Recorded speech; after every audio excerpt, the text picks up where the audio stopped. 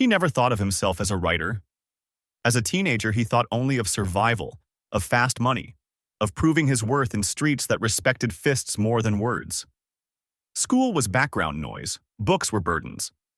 The only sentences he cared about were the ones handed down in courtrooms, and eventually, one of them became his own.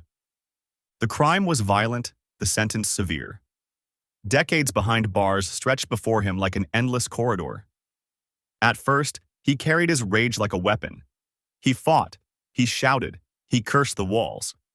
But prison has a way of breaking men or forcing them to find another way to live inside the cage. In the library, dusty and half-forgotten, he stumbled on a collection of poems. At first, he laughed. What could words do against steel bars? But curiosity tugged at him. He opened a book, read a line, and felt something shift. The words did not free him, but they spoke to him in a way nothing else had. He borrowed the book, then another, then another. Soon he began writing. At first, scribbles on scraps of paper, angry verses, clumsy rhymes, broken lines. But slowly, discipline entered. The same energy he once poured into violence, he poured into crafting stanzas. Guards found him sitting in his cell long after lights out, whispering words to himself. Inmates who once feared him began asking to hear his poems. Some laughed, but others listened, truly listened, as he read about guilt, regret, longing, and dreams. Years passed, and his notebooks multiplied. He sent them to small magazines. Most rejected him, but a few accepted. His first poem in print was a revelation. His voice, once silenced by concrete, now reached beyond the walls. He was still a prisoner, but he was also something new, a poet. His reputation grew. Teachers visited the prison, offering workshops. He joined eagerly, learning form and technique. He discovered Neruda, Hughes, Whitman. He began to believe that even a man in chains could hold beauty in his hands. When his release finally came, the world outside felt alien. Streets had changed, technology advanced, faces grown old. But one thing remained: his notebooks.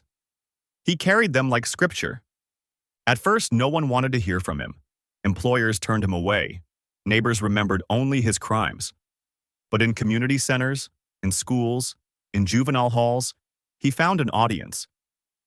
Kids who lived on the same edge he once did listened when he spoke, not because he preached, but because he recited. His poetry was raw, unpolished, truthful. He told them the cost of violence, the emptiness of prison, the miracle of words. Soon, he was invited to read publicly. Crowds gathered. His books were published. Journalists called him the prison poet, a name he accepted not as shame but as truth. His past was not erased. It was transformed into testimony.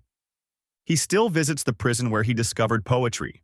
He walks through the gates not as an inmate, but as a mentor. He tells men serving long sentences that words can be keys, that language can break walls even when the body cannot.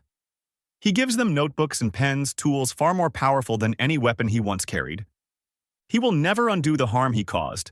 He knows that. But he has chosen to honor the lives broken by his violence by building new ones through poetry. Each verse he writes is both apology and offering. The man who entered prison as a criminal left it as a poet. His second chance was not freedom alone, it was the power to turn pain into purpose and silence into song.